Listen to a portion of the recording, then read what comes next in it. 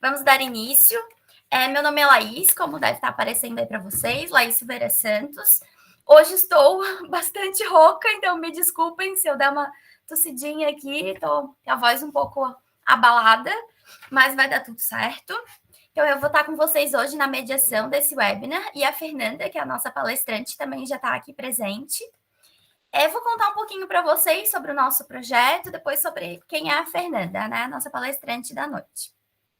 Então, o projeto de extensão WebMat, Interação e Aprendizagem Online, vinculado ao Unemat, campus de Nova Chavantina, tem o objetivo de criar um espaço de ensino e aprendizagem, capacitação técnico-administrativa e tratar de assuntos de interesse público por meio dessa modalidade de webconferência, né, que hoje nós temos pelo Google Meet e pelo Instagram também.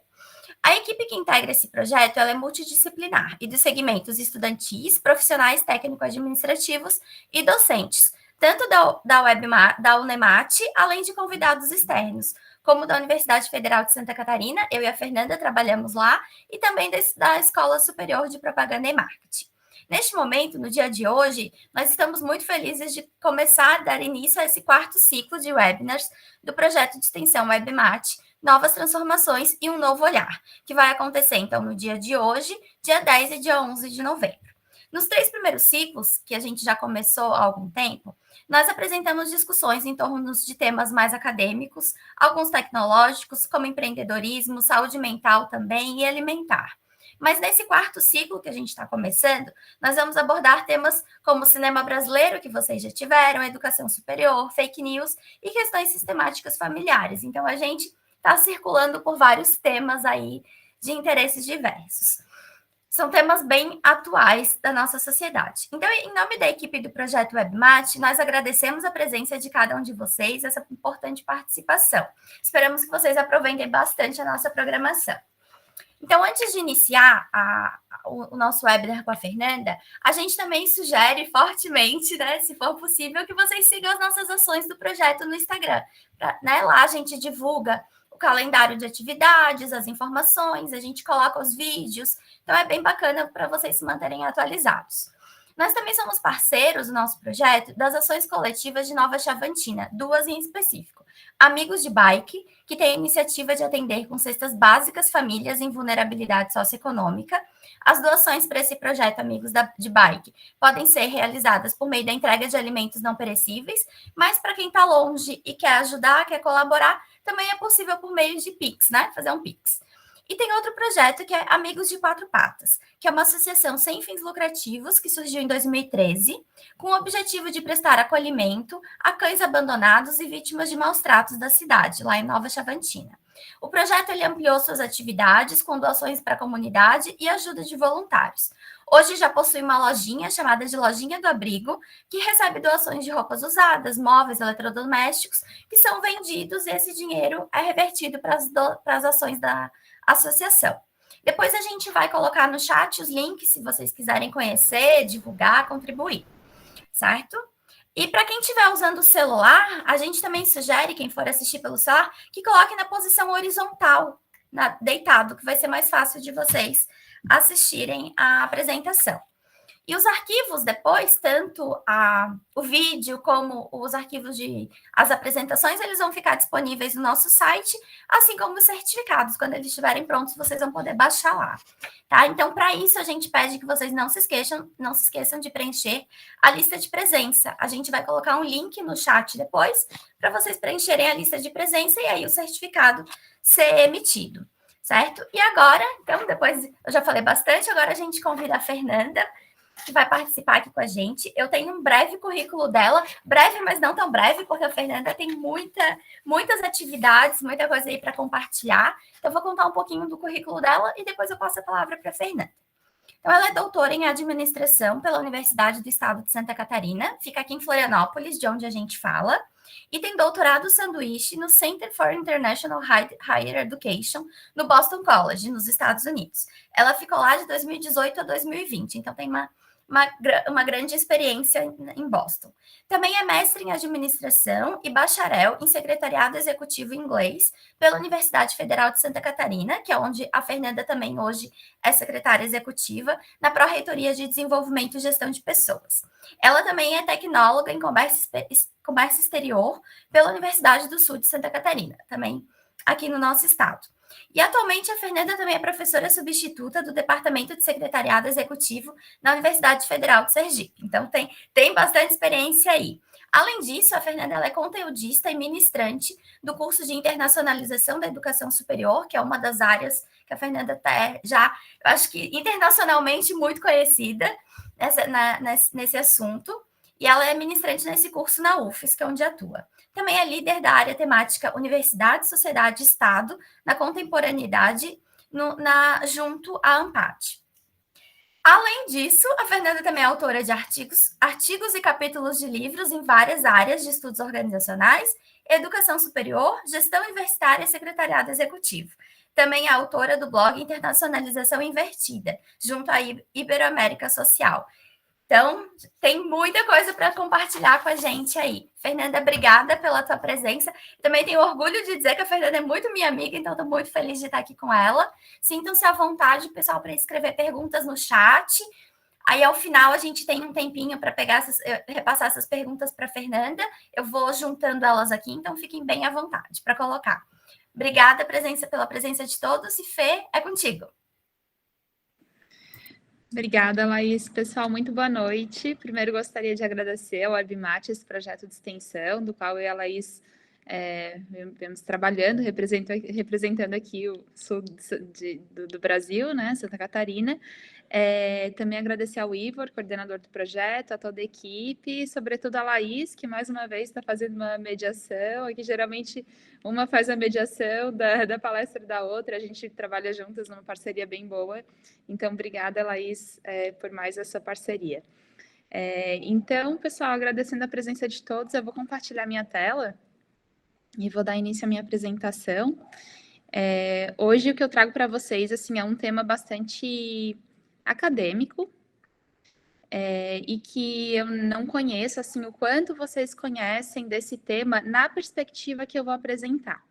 Isso porque é um tema dentro da ideia de internacionalização da educação superior, é um fenômeno que está muito em evidência e você pode olhar para esse fenômeno de diferentes perspectivas.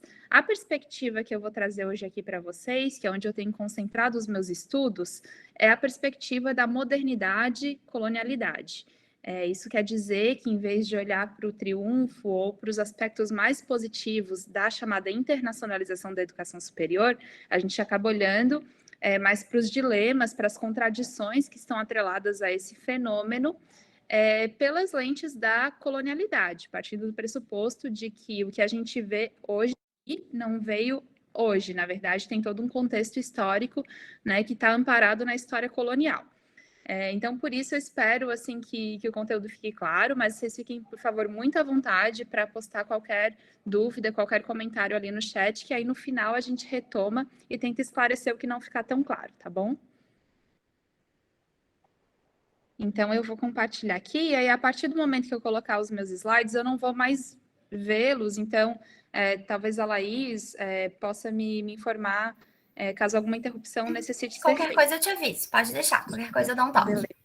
Tá legal, obrigada.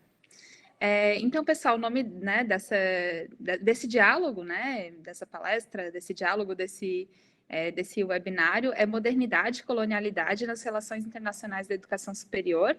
E como a Laís mencionou, é um tema com o qual eu venho trabalhando nos últimos anos, né, especificamente nas lentes da modernidade e colonialidade.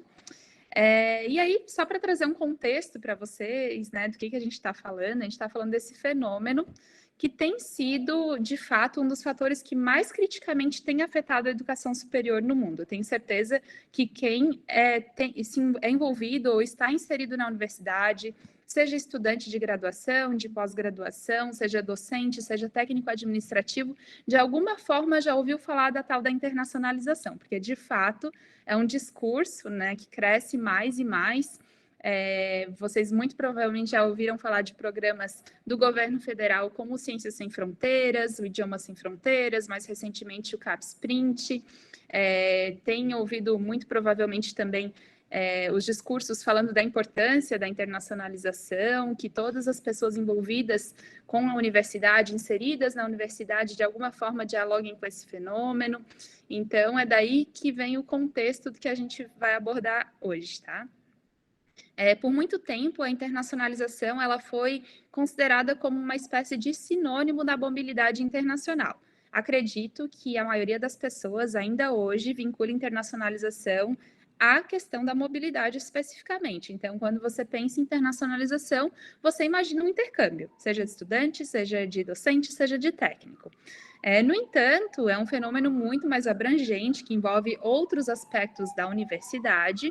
E aí existe um conceito que tem sido usado muito frequentemente aqui no Brasil também, mas ele não veio daqui, ele veio de organizações estadunidenses, que se chama internacionalização abrangente ou Comprehensive Internationalization no original do inglês.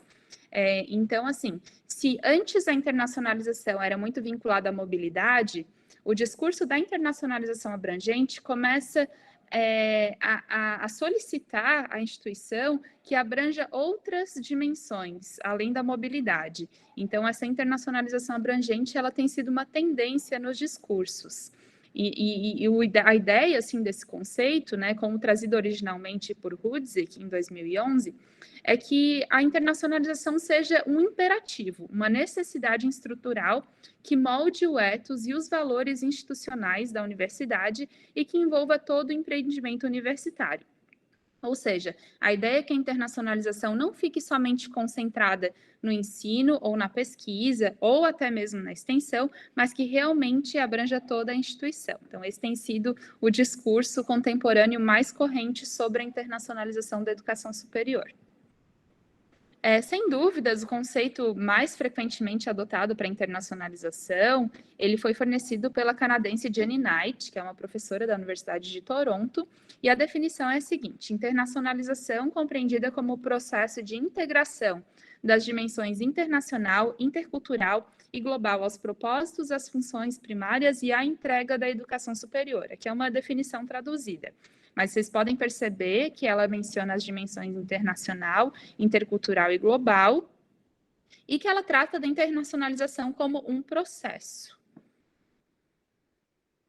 Então, como eu mencionei brevemente no início do nosso diálogo, em vez de olhar para as questões mais positivas da internacionalização, eu acabo olhando na minha lente teórica, né, essa que eu tenho estudado nos últimos anos, para as questões políticas e éticas desse fenômeno, que são mais complexas, que são contestáveis, que são contraditórias.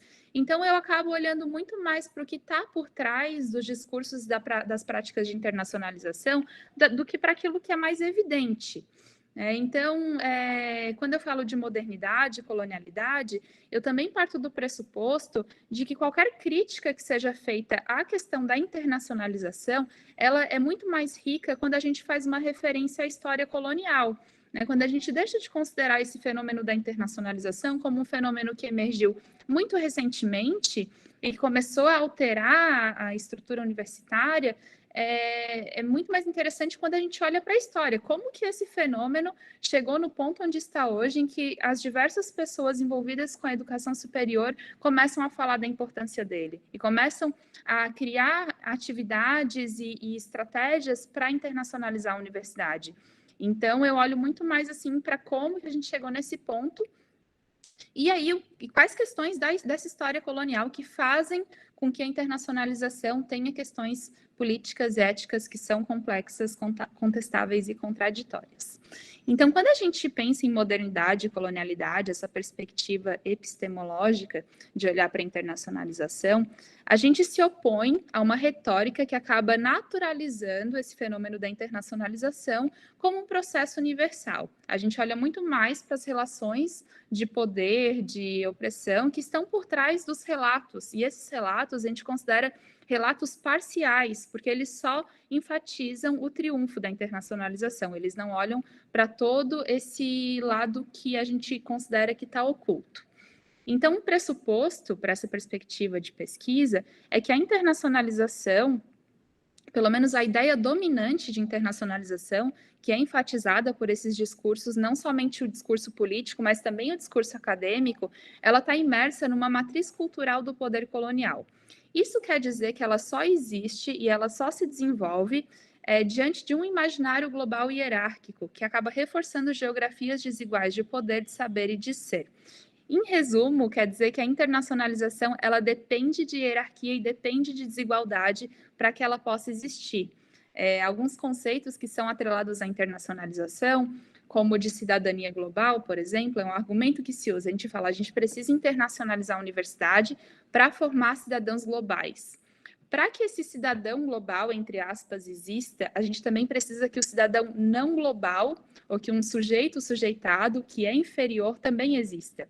A gente precisa que determinado sujeito ele seja considerado superior, que é esse cidadão global, para que o cidadão não global alcance esse feito. Mas como a gente pode perceber, são conceitos muito abstratos e que, por conta disso, eles se inserem no imaginário global que é considerado como hierárquico. Eu vou explicar um pouquinho melhor isso mais à frente. Antes de tratar da internacionalização propriamente dita, eu acho importante só fazer uma menção à diferença entre pós-colonial e decolonial, que são dois conceitos que são usados nesse contexto. Então, assim, o pós-colonial ou a pós-colonialidade, né, essa perspectiva epistemológica, tem como pontos de origem os Estados Unidos e a Inglaterra, e não o terceiro mundo, não o sul global, como chamamos hoje. No entanto, as pessoas que trouxeram esse pensamento pós-colonial, na verdade, elas vinham do terceiro mundo. Então, não é como se necessariamente tenha sido criado por europeus ou por estadunidenses. Muito embora um sujeito do norte global ou dos países considerados desenvolvidos, eles possam também pensar na exterioridade, possam também pensar na questão da colonialidade. No entanto, tem essa diferença em relação ao decolonial, porque a decolonialidade, sim, ela emergiu dos países do terceiro mundo ou do sul global, após a Conferência de Bandung, que foi uma conferência histórica muito importante para a questão da decolonialidade, porque foi quando diversos países do chamado sul global se juntaram e argumentaram que eles não estavam contentes nem com o capitalismo e nem com o comunismo ou socialismo. Eles queriam uma alternativa, então eles não queriam realmente se vincular às potências da época, e eles queriam realmente se emancipar, pensar numa perspectiva própria. Então, essa conferência ela foi um marco realmente na questão da decolonialidade. Como o Minolo, que é um dos decoloniais, argumenta, ele fala assim: parece mais fácil para os intelectuais europeus aceitar o pensamento pós-colonial do que o decolonial. Então, tem essa pequena diferença entre a pós-colonialidade e a decolonialidade. No entanto, também o Minolo argumenta que, a não ser que você acredite que eliminar opções, que esse é um dos traços das políticas neoliberais, é preferível do que multiplicar opções, você vai considerar que se você usa autores pós-coloniais, você não pode usar autores decoloniais e vice-versa. Então, basicamente, ele argumenta que é possível, sim, você juntar autores pós-coloniais e decoloniais para fazer uma reflexão e um pensamento, né, desde que traga essa questão do que está por trás, né, dessa modernidade realmente, e que se possa olhar para esse lado oculto da globalização. Então, como ele argumenta, a pós-colonialidade e a decolonialidade caminham na mesma direção, seguindo diferentes caminhos. Eu trouxe essa diferença porque, para quem já está um pouquinho mais situado nesse discurso, essa é uma questão corrente, né, recorrente. Qual é a diferença entre a pós-colonialidade e a decolonialidade? Se tiver alguma dúvida, no final estou disponível para conversar sobre também. E aí, também tratando, né, da questão da decolonialidade, ela pode ser considerada a agenda oculta da modernidade, porque a gente busca justamente olhar para aquilo que não está explícito, que não está evidente. Então, a primeira crítica da decolonialidade é fazer contra-argumentar a ideia de que a globalização é um fenômeno que emergiu nos anos 90. Né? E como eu tinha mencionado, realmente se olha para aquilo que foi historicamente construído. Né? Então, a globalização seria um fenômeno que tem toda uma história, né, que não apareceu aí do nada. O Quijano, ele traz assim, que a globalização, ela seria a culminação de um processo que começou com a Constituição da América e do capitalismo colonial moderno e eurocentrado como novo padrão de poder mundial. Então, essa é a visão de globalização que se tem.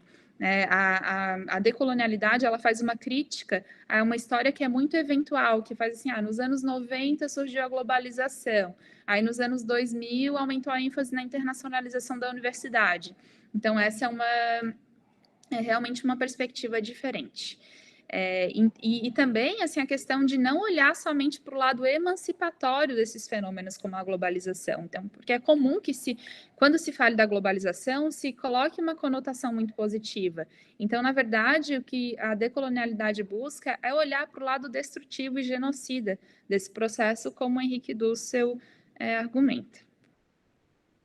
Bom, aí agora, passando realmente para a questão da internacionalização da educação superior, que é o fenômeno que nos interessa aqui, a grande pergunta, né, que eu faço sempre é quais são as bases epistemológicas da concepção de internacionalização da educação superior dominante no Brasil, ou seja, o que está por trás dos discursos e das práticas de internacionalização. Então, aqui, só para contextualizar um pouquinho, eu trouxe aqui algumas fotos de alguns eventos que eu participei. Eu trabalhei na gestão da internacionalização de uma universidade, da Federal de Santa Catarina, diretamente de 2013 a 2016. Eu participei de diversas disciplinas e cursos de internacionalização, fiz diversas visitas institucionais e eventos de internacionalização em vários países, tanto do Sul quanto do Norte global. Também analiso documentos, notícias, entrevistas. E a minha perspectiva metodológica é a análise crítica do discurso. Então, é realmente essa ideia de olhar o que está por trás do que as pessoas estão falando sobre o fenômeno.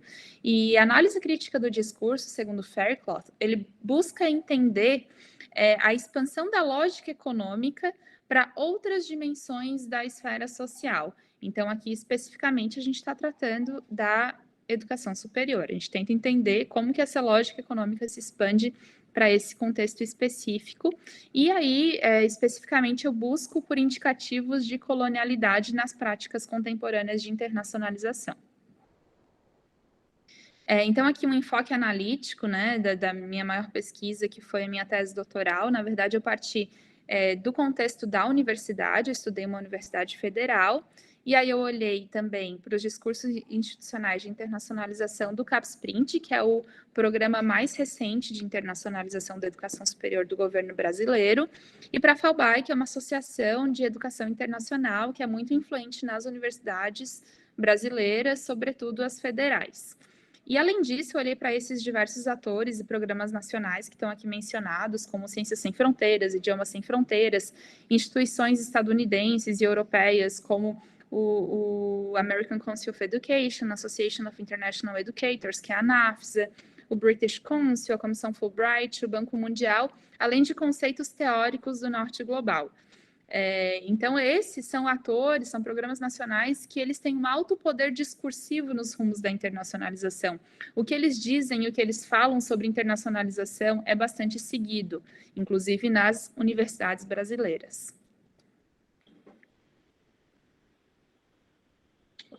Então, eu criei 5 categorias de análise para olhar para a internacionalização da educação superior a partir dessas lentes, né, desse olhar decolonial.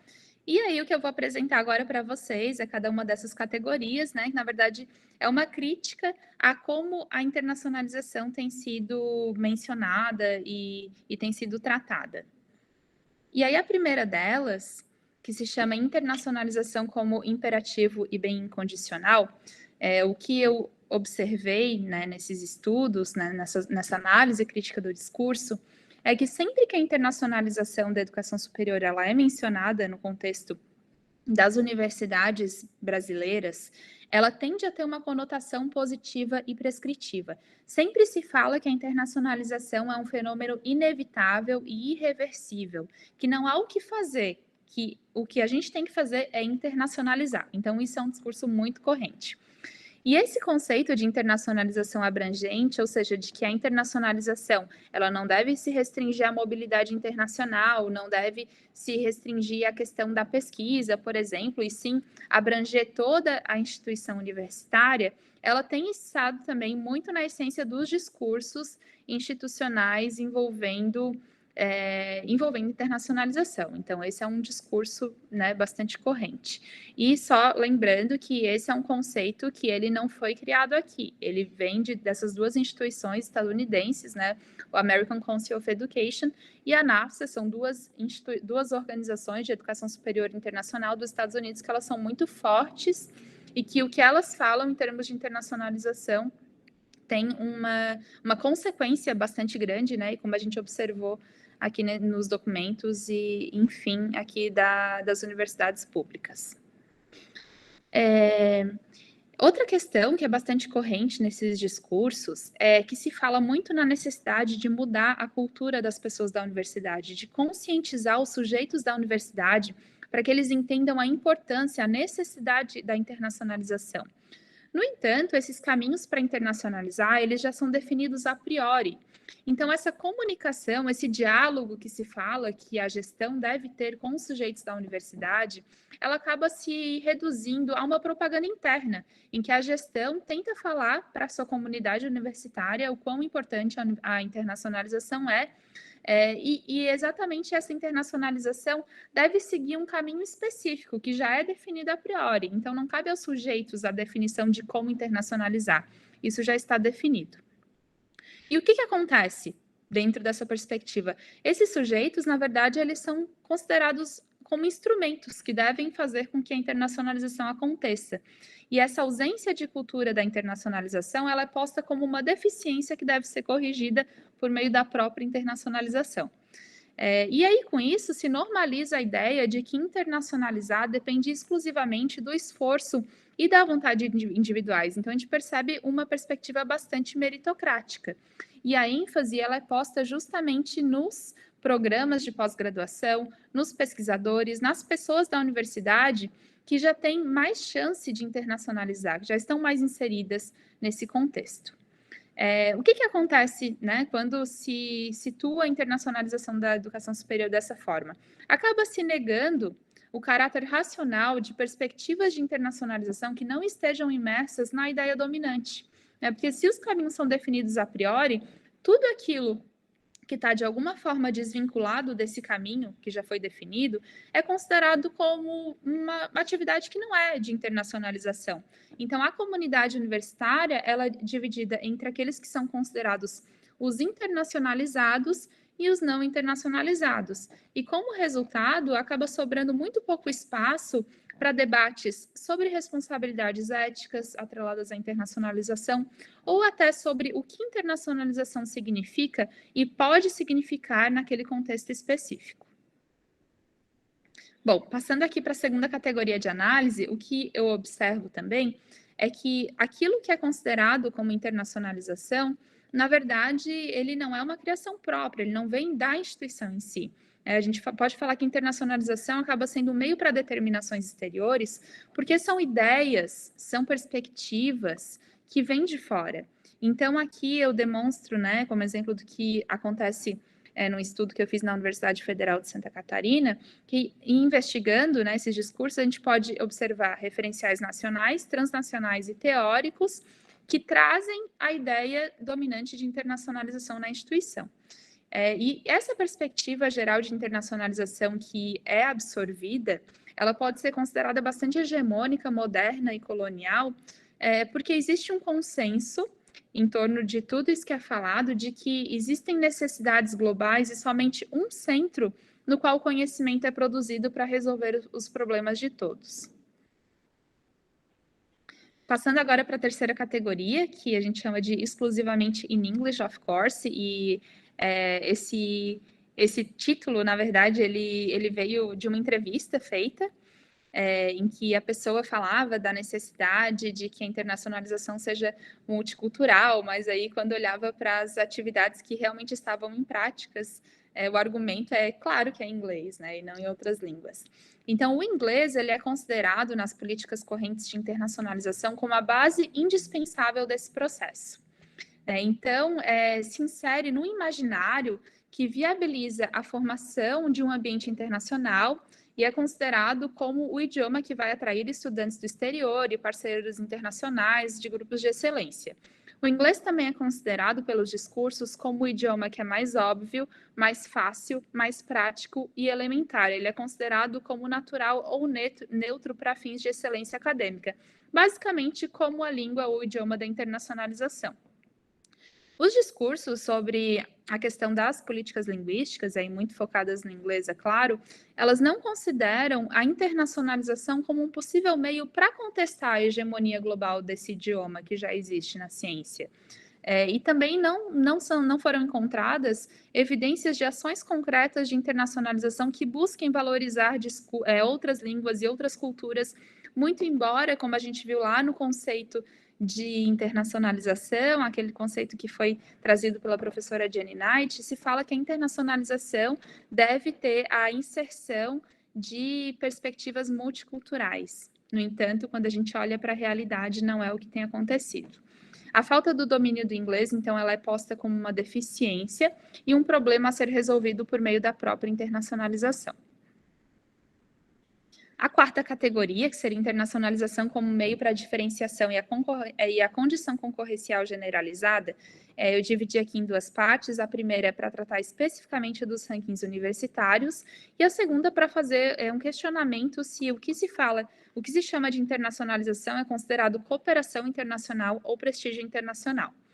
Em relação aos rankings e a essa hegemonia que eles promovem de um modelo específico de universidade, a gente observa cada vez mais as celebrações em torno dos posicionamentos alcançados pelas universidades, pelo menos nas grandes universidades públicas brasileiras, isso é bastante corrente. A gente pode entrar no site da universidade, ou pelo menos no site da Secretaria de Relações Internacionais da universidade, que com certeza vai ter alguma notícia celebrando o posicionamento da universidade nos rankings, como Times Higher Education, por exemplo.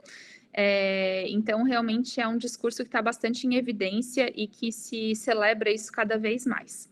Só que os rankings, o que a gente observa, né, nessa perspectiva, nessa análise mais crítica, que eles são ferramentas que proporcionam esse capital simbólico, essa estratégia de posicionamento, mas eles acabam naturalizando o que significa uma melhor universidade.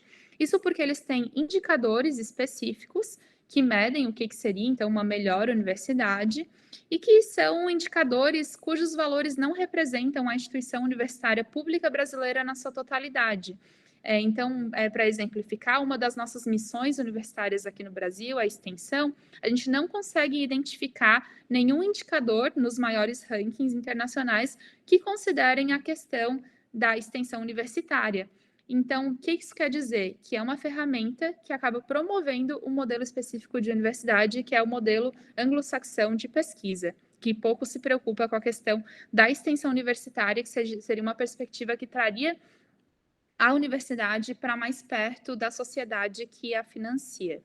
E aí, essas ferramentas acabam contribuindo para o desaparecimento de outras formas universitárias, outras formas institucionais universitárias que não se alinham à sua própria visão. Então, acabam desaparecendo como realidade.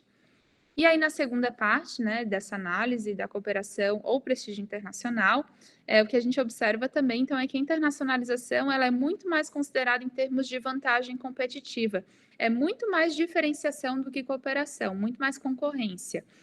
Quando a gente fala que as universidades querem parceiros internacionais para se internacionalizar, uma das questões que fica bastante evidente é que não são quaisquer parceiros internacionais que interessam, e sim aqueles parceiros específicos que alimentam esse imaginário global dominante de inserir a universidade no círculo de excelência acadêmica mundial, ou seja, a parceria internacional almejada, essa parceria com as grandes instituições, e não, por exemplo, com outras instituições menores ou da região latino-americana, que realmente talvez tenham muito mais em comum.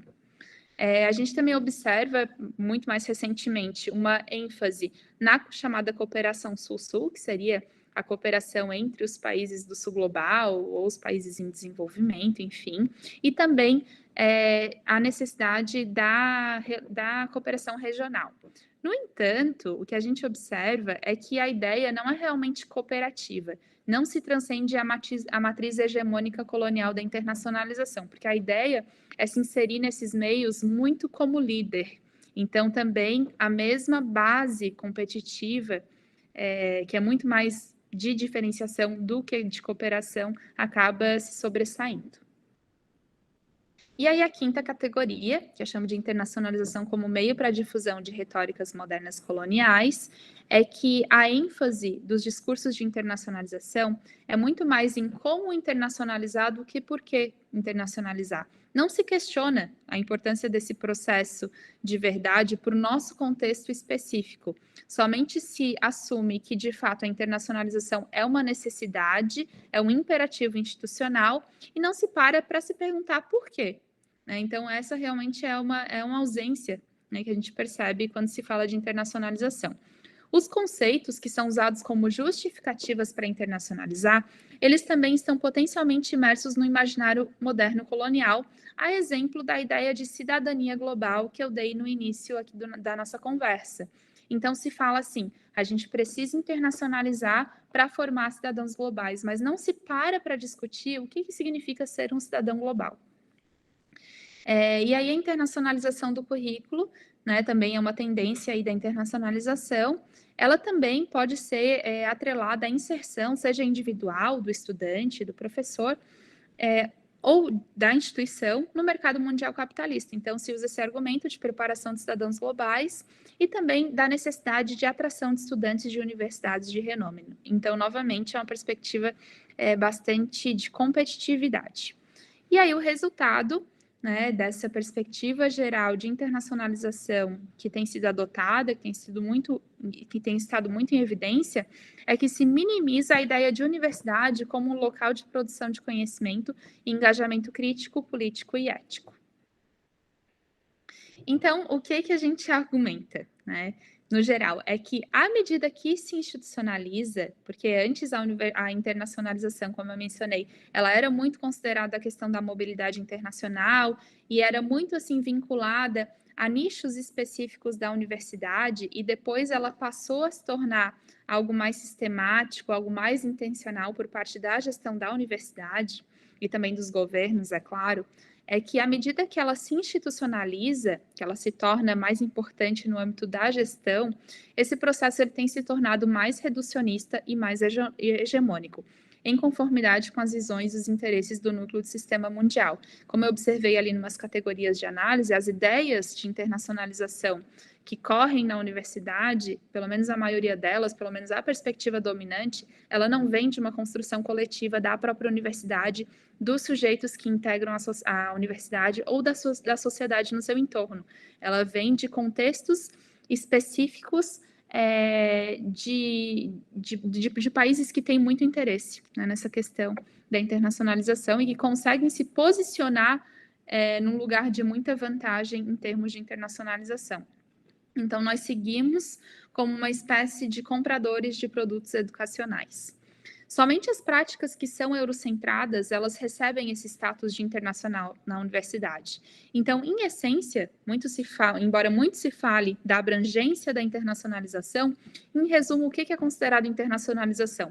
O uso do inglês no ensino, na pesquisa e na administração, a publicação de artigos em journals indexados, a mudança curricular para atender às expectativas do mercado mundial capitalista, a atração de estudantes e pesquisadores de universidades de classe mundial, a parceria com instituições que estão bem posicionadas nos rankings universitários, e, por fim, o uso da cooperação regional e da cooperação Sul-Sul para fins do próprio reconhecimento como líder internacional.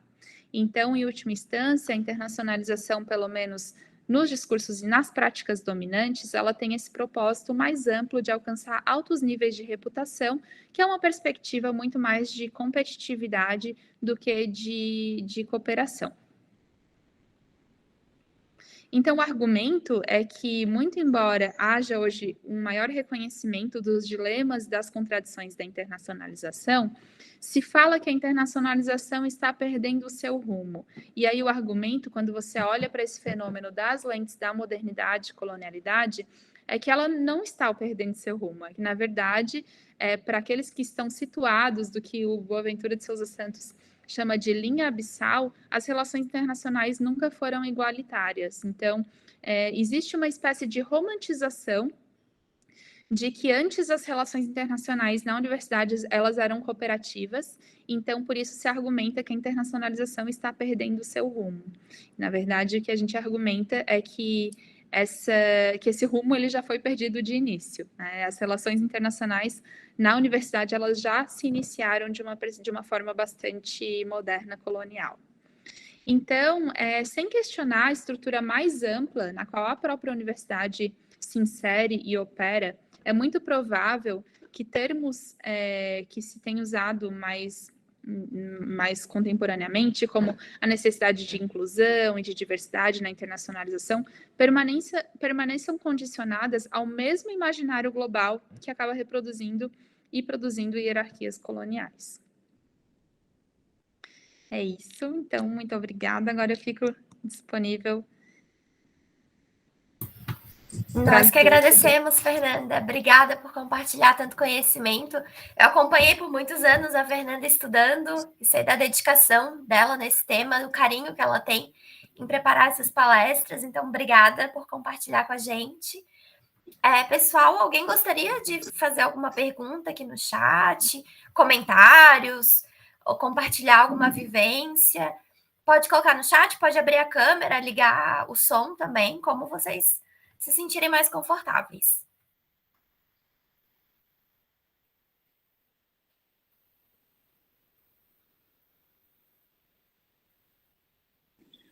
É bastante informação, né? E como eu mencionei no começo, assim, eu acho que para muita gente a própria internacionalização por si só já traz muita dúvida, né? Existe essa perspectiva dominante de que a internacionalização é a mobilidade internacional, então muitas vezes as pessoas querem saber o que pode ser além da internacionalização. E aqui o que a gente já trouxe foi, além disso, uma perspectiva crítica que é muito pouco feita, assim, a ideia na verdade, da maioria dos estudos publicados sobre o tema, é de que a internacionalização ela é uma necessidade, então esse é um pressuposto. E a partir disso, o que se faz, geralmente, é encontrar caminhos para que a internacionalização ocorra e se consolide da melhor forma possível. Então, essa é uma perspectiva, na verdade, bastante diferenciada e que está em ascensão. Na verdade, mais e mais pesquisadores e autores começam a olhar para esse fenômeno dessa ótica, e não assim para dizer que a internacionalização não deve acontecer, mas sim para questionar essa perspectiva que situa a internacionalização necessariamente como um bem incondicional. Então, a ideia é olhar para a internacionalização como um fenômeno social que, como tal, é complexo. E aí você precisa também olhar para o que está por trás dele. Tivemos alguns elogios aqui, Fernanda, no chat, te dando parabéns, concordando com os teus comentários. Alguém quer colocar alguma coisa? Senão eu tenho algumas perguntas para fazer, aproveitando aquelas dúvidas que eu tenho das conversas com a Fernanda, já anotei aqui para tirar. Alguém gostaria? Senão eu vou falar. Então, Fê, então tá. Deixa eu contextualizar para o pessoal. Eu sou técnica de uma universidade, né, aqui da UFSC, e eu fiquei curiosa escutando a Fernanda falar que ações, por essa perspectiva decolonial, que ações de internacionalização a gente poderia ter dentro de uma universidade, seja ela pública ou privada, mas que sigam essa perspectiva decolonial. O que a gente pode ter de real, de possível, segundo essa perspectiva em relação à internacionalização? É uma pergunta bastante desafiadora, Laís, e que faz bastante sentido ao mesmo tempo, né? Porque, ok, uma vez que identificamos que a internacionalização é um fenômeno social complexo, que tem muita coisa por trás, né? De quando se fala a mobilidade internacional é necessariamente algo bom, algo que deve acontecer. Se tem esse discurso muito mais apologético, né? implica, assim, a gente vislumbrar outras perspectivas. Na verdade, até o decolonialista Walter Mignolo, ele sempre fala, assim, que se a gente permanece atrelado a essa retórica da modernidade, é muito mais difícil de conceber outras perspectivas e de encontrar outros caminhos para internacionalizar. Então, a tua pergunta faz muito sentido. E claro que eu não tenho uma resposta tão fácil, tão óbvia para ela, mas, assim, eu acho que a primeira questão que a gente pode considerar é que a universidade ela é muito diversa. Aqui eu estou falando de universidade pública brasileira, tá, pessoal? Então, assim, temos diferentes áreas do conhecimento e temos diferentes pessoas de diferentes contextos sociais lá inseridas, pelo menos a universidade mais democrática, né, que tem se tornado recentemente. E muita coisa que poderia ser enquadrada como, se não decolonial, pelo menos desvinculada da racionalidade hegemônica, já acontece. Então, assim, mas como eu mencionei, essas atividades, elas não são consideradas atividades de internacionalização, porque elas não têm essa perspectiva eurocentrada. Então, assim, o que eu acho muito interessante é justamente um mapeamento do que acontece na universidade e um questionamento, tá, por que essa atividade não é considerada de internacionalização? Então, esse é um fato, assim, a gente já desenvolve muita coisa legal. Então, essa é uma possibilidade, né? E aí, a outra possibilidade é buscar parcerias, assim, que talvez não sejam tão óbvias, porque quando a gente pensa em internacionalização, o imaginário vai logo para Estados Unidos e Europa, e por que não ver possíveis outros parceiros aqui da região que tenham, talvez, problemáticas muito mais relacionadas às que nós vivemos aqui, aos problemas que nós temos aqui? Então, talvez buscar outros parceiros que possam contribuir de alguma forma, né, para os nossos problemas, assim, para a solução dos problemas, né? E também pensar na própria sociedade, assim, vincular, verificar pessoal, assim, de fora do país que pode contribuir com questões da nossa sociedade aqui, do nosso entorno, assim, pensando numa espécie de internacionalização da extensão universitária. Obrigada, Fernanda. Algum comentário, pessoal? Fê, mais uma perguntinha. E como é que está esse campo de estudos e esse debate aqui na América do Sul? Eu sei que tu já andou viajando, já discutiu com outros colegas aqui da América do Sul. Como é que tu tens visto esse campo crescer? Sim, então, lá, como eu também mencionei, assim, que a gente observa que a maioria das críticas à internacionalização porque, assim, se antes os estudos, eles basicamente ficavam olhando para os triunfos, né, para o lado emancipatório da internacionalização da educação superior, de forma geral, a crítica tem aumentado. Tá? Só que a maioria das críticas, elas podem ser consideradas uma espécie de crítica eurocentrada da modernidade, em que você acaba romantizando um passado de uma perspectiva que nunca aconteceu, assim, só se for mesmo para o lado dos europeus, assim, que realmente acontecia cooperação, né? Porque se a gente olha para a nossa perspectiva do sul global, até a forma como a universidade foi criada, e tudo que está por trás disso, assim, tem uma história colonial por trás, tem colonialidade, tem opressão, né? Então, isso tem que ser considerado. Já na América Latina, né, os colegas da Argentina e de outros países, realmente eles têm olhado para esse processo de uma forma muito mais crítica, olhando realmente, né, para os dilemas e para as contradições no seu entorno. Então, a crítica é muito mais profunda, né? Quando vem aqui da América Latina, assim, isso é fato, do que quando vem dos europeus ou dos estadunidenses. Talvez, assim, até como pensando assim na questão da colonialidade, aqui na América Latina a gente vivencia muito mais isso, né? Então, talvez a gente tenha mais propriedade para olhar para esse fenômeno dessa perspectiva mais crítica. No Brasil, infelizmente, a maioria dos estudos é funcionalista, mas também está crescendo bastante. Mas, com certeza, a perspectiva argentina é uma inspiração. Legal, obrigada. Acho que a gente tem mais uns 5 minutinhos, pessoal. Eu tenho mais uma última pergunta. Se ninguém falar, eu falo. Eu continuo falando. Pessoas quiserem também compartilhar assim, alguma dúvida mais geral sobre internacionalização, como eu mencionei, essa é uma perspectiva específica, mas a gente pode também conversar sobre internacionalização de uma forma mais geral. Inclusive, a Fernanda fez doutorado sanduíche, tem uma experiência bem rica com isso. Então, se alguém está pensando em passar algum tempo estudando no exterior, né? Pode aproveitar esse momento para tirar dúvida também sobre mestrado, doutorado, sanduíche, experiência no exterior.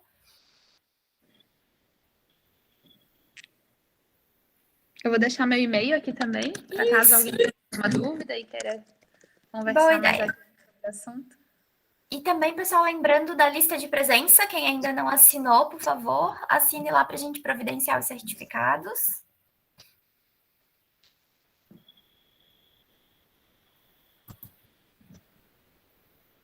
Eu acho que era isso, então, acho que podemos já se encaminhar para os finalmente. Então, Fernanda, de novo, eu chamo de Fê, até estranho chamar de Fernanda, né? Porque no nosso dia a dia é Fê.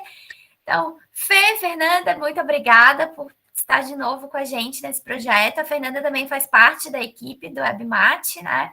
Está compartilhando seus conhecimentos nesse ciclo de novo. Então, obrigada, pessoal. Muito obrigada pela presença de vocês. Contamos com mais participações nos outros webinars, né? Com certeza vai ter muita coisa boa pela frente. Fiquem à vontade para participar, assinar a lista de presença. E uma ótima noite, uma boa semana para todo mundo. Fê, passo a palavra para ti, se quiseres encerrar.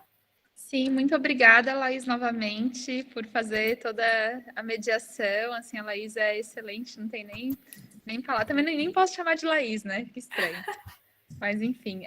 Pessoal, obrigada pela presença, né, de todos vocês. Como eu coloquei meu e-mail ali, estou bastante à disposição. Como a Laís mencionou, tanto se for para conversar sobre essa perspectiva teórica específica da internacionalização, ou de internacionalização de uma forma geral, se tiverem alguma dúvida sobre, enfim, algo que vocês tenham interesse, estou à disposição.